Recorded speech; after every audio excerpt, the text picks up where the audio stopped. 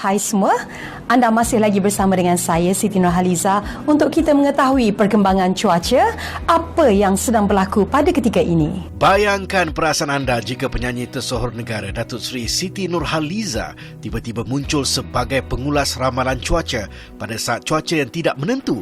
Pasti ia suatu kejutan menarik, bukan? Siti Nurhaliza tampil sebagai pengulas ramalan cuaca di Berita Perdana RTM.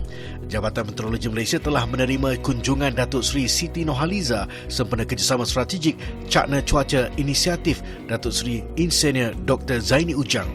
Majalah terkemuka antarabangsa Time memilih anak kelahiran Ipoh Perak Tan Sri Michelle Yeoh sebagai ikon 2022 pada edisi tahunannya. Tanda pengiktirafan terhadap sumbangan besar aktris itu kepada industri perfilman. Pemilihan itu adalah berdasarkan pencapaian sepanjang 40 tahun kerjaya lakonannya, termasuk persembahannya dalam filem terbarunya Everything Everywhere All at Once. Filem Split Gravy arahan Datuk Zahim Al-Bakri dijulang sebagai filem terbaik pada kemuncak Festival Filem Malaysia ke-32 FFM 32 yang berlangsung penuh gemilang. Split Gravy mengetepikan pesaing lain termasuk Mat Kilau, Kebangkitan Pahlawan sekaligus membawa pulang dana kandungan digital berjumlah RM500,000 beserta trofi. Pertama kali terbit filem terus cipta sejarah. Mat Kilau kini karya paling laris. Kebangkitan Pahlawan Mat Kilau terus mencipta fenomena apabila mencatat kutipan hampir RM100 juta. Jumlah kutipan yang diraih kini berjaya memecah rekod filem paling laris di Malaysia iaitu Munafik 2 yang juga arahan Syamsul Yusof pada 2018 sebanyak RM48 juta. Siri animasi yang dinantikan ramai Mekamato keluaran Animonster Studios yang berhad Monster sudah ditayangkan bulan ini.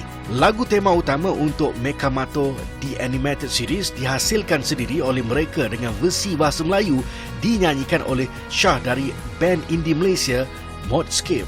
Selepas lebih 2 tahun menyepi berikutan penularan pandemik COVID-19, industri hiburan tanah air kembali rancak dengan pelbagai pengisian acara.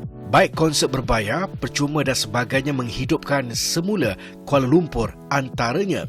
Search ternyata masih berbisa menerusi konsert yang berlangsung di Panggung Sari Istana Budaya. Meskipun usia Search sudah menjangkau 40 tahun, namun lontaran suara vokalisnya Amy Search masih mampu memukau peminat tegarnya. Siti Nurhaliza, penyanyi tersohor ini kembali beraksi melalui persembahan Music of the Soul, An Evening with Datuk Seri Siti Nurhaliza. Turut mengisi kalender hiburan tahun ini, konsert penyanyi R&B Rizky Fabian berlangsung meriah dengan kehadiran hampir 2,400 peminat. Juga dari seberang, penyanyi kecil molek Datuk Seri Rosa yang mengumbati rindu peminat di Malaysia menerusi konsert Rosa 25 Shining Years. Antara lain kumpulan Dewa 19, Noah, Ungu, Afgan, kumpulan Slang, Fabio Aisyah, kumpulan Gigi, Ruth Sanaya, Kunto Aji dan Hetty Kos Endang. Tahun ini juga memberi 1000 makna buat beberapa pasangan artis tanah air yang menimang cahaya mata.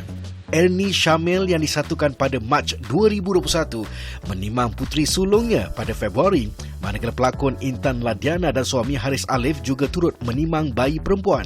Pelakon Nat Zainal yang sebelum ini dimasukkan ke ICU akibat jangkitan kuman paru-paru telah dipindahkan ke wad biasa setelah sebulan dirawat di hospital. Setelah hampir sebulan menerima rawatan, dia muncul buat kali pertama menerusi siaran langsung di TikTok baru-baru ini.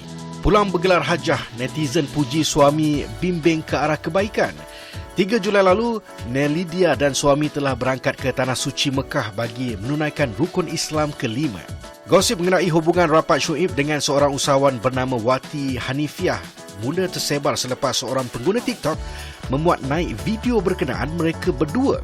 Syuib berharap orang ramai tidak menimbulkan spekulasi atau perkara tidak benar dalam soal hubungannya bersama Wati. Penyanyi zaman Islam selamat menjalani pembedahan membetulkan tulang belakang melengkung akibat penyakit skoliosis di sebuah pusat perubatan di Ceras pada November. Prosedur pembedahan tersebut memakan masa hampir 7 jam seperti yang dimaklumkan pakar perubatan. Usahawan kosmetik Datuk Seri Alif Shukri Kamar Zaman dihadapkan ke Mahkamah Session pada Oktober atas 4 pertuduhan membuat dan memulakan penghantaran komunikasi video bersifat sumbang pada April lalu. Industri hiburan kita juga dikejutkan dengan beberapa berita duka. Ada yang pergi meninggalkan kita dan ada yang diuji dengan masalah rumah tangga.